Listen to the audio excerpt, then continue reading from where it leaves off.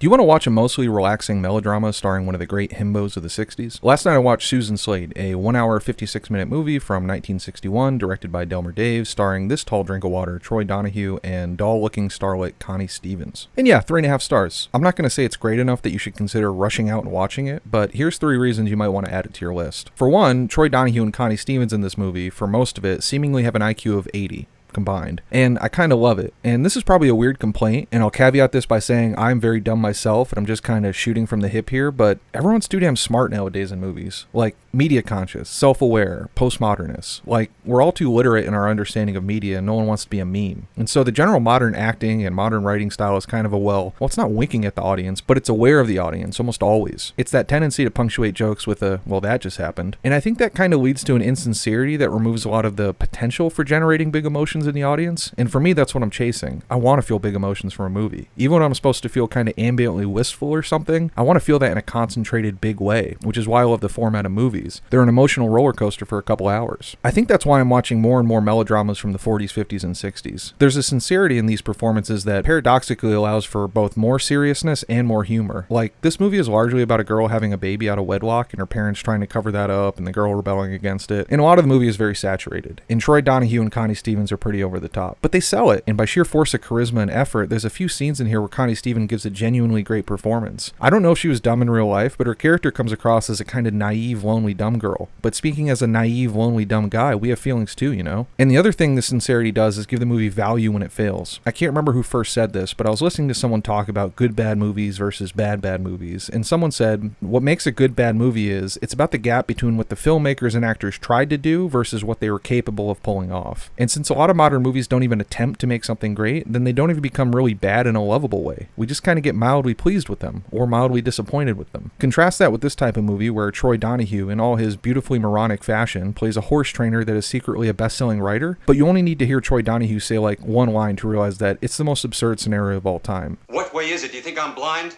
Don't you think I know that when the Corbetts give, they expect something in return? He's like every blonde joke stereotype rolled into one. But what a hunk. I spent a lot of time talking about this, so the other reasons I'll just say to watch it is if you're a Delmer Daves superfan, because the father is another one of his very obvious self-inserts. The guy's so fascinating.